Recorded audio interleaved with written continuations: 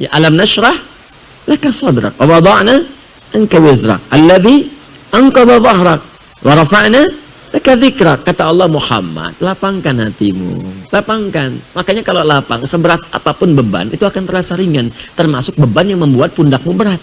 Seperti angkat berat kan? Ya, angkat beban itu begitu diangkat kan semua berat. Ya, dari kepala. Makanya ketika barbelnya diangkat, wajahnya merah. Ya kan? Kakinya jitan, tangannya susah, semua berat. Itu dilukiskan kata Quran, ada orang yang akan menanggung beban kehidupan saking beratnya, dari kepala pusing sampai kaki lunglai. Tapi kalau hatinya lapang, itu akan terasa ringan. Ringan. Kata Allah, ingat, bukankah dulu aku berikan yang baik-baik. Jadi kalau sedang ingat susah, ingat yang senangnya. Coba hidup kita itu, daripada susahnya kan lama senangnya. Ya kan?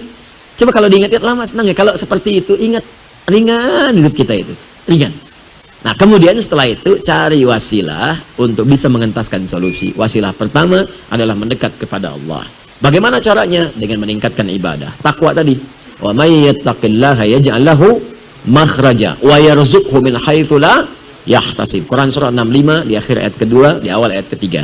Kata Allah, tingkatkan takwamu kepada Allah. Dengan meningkatkan takwa itu akan diringankan persoalanmu, rizkimu. Anda mengatakan saya sedang punya masalah ekonomi, rizki masalahnya. Kata Allah, aku limpahkan rizki bahkan dari sisi yang tidak engkau duga. Bagaimana caranya? Tingkatkan takwa. Cari kalimat takwa di Quran. Banyak takwa itu. Puasa bagian dari takwa. Ya ayyuhalladzina amanu kutiba alaikumusiyam kama kutiba alal ladzina min qablikum la'allakum tattaqun. Al-Baqarah 183. Salat bagian dari takwa, zikir bagian dari takwa, tahajud, cari semua jenis salat. Mulai sekarang yang tadinya salat fardu tambah tahajud, tambah duha, tambah syuruknya, tambah rawatibnya, tingkatkan sholatnya. Demi Allah saya katakan, kalau Allah berjanji pasti ditepati. Kerjakan aja, nanti lihat apa yang terjadi pada diri Anda. Silakan kerjakan. Sholawat itu bagian dari takwa. Sholawat. Man shalla alayya salatan wahidah sallallahu alaihi asyra salawat. Siapa yang sholawat kepadaku, kata Nabi, sekali, maka Allah akan membalasnya dengan 10 kali. Ya. Sholawat pada Nabi, memuji Nabi, muliakan Nabi. Sholawat itu tanpa putus. Maksudnya kalaupun nabinya wafat, salawat tetap terjadi. Makanya dalam salat kita salawat. Silakan dalam salat kan salawat kan? Allahumma sholli ala Muhammad wa ala ali Muhammad. Itu salawat. Jadi ketika kita sedang bersalawat, Allah berikan salawat. Salawat kita kepada Nabi itu beda dengan salawat Allah kepada kita. Awas, salawat maknanya dari Allah itu, salawat dari Allah maknanya satu, bisa ampunan dosa. Kedua, pemberian rahmat. Ketiga, pengabulan doa. Di orang yang banyak salawat, salawat Muhammad, Muhammad. Dalam hidupnya banyak salawat, itu oleh Allah akan diberikan kemudian penjagaan.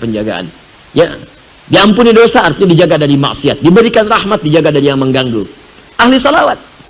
Makanya itu bagian dari wasilah. Quran surah ke-5 ayat 35. Ya ayyuhalladzina amanu ittaqullah. Ya orang-orang beriman bertakwa kepada Allah, wabtaghu ilaihil wasilah. Cari wasilah, tawassul untuk mengentaskan persoalanmu.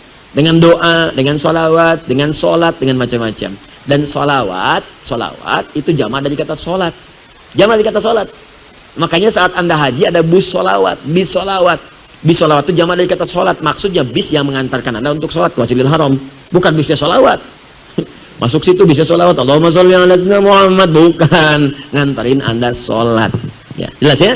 Jadi kalau Anda ingin sholawat silakan. Ya, kemudian setelah itu sholat.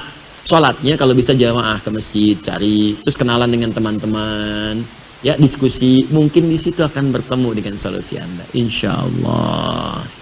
Kami berdoa semoga Allah memuliakan Anda dan memberikan kemudahan dalam persoalan Anda, insya Allah.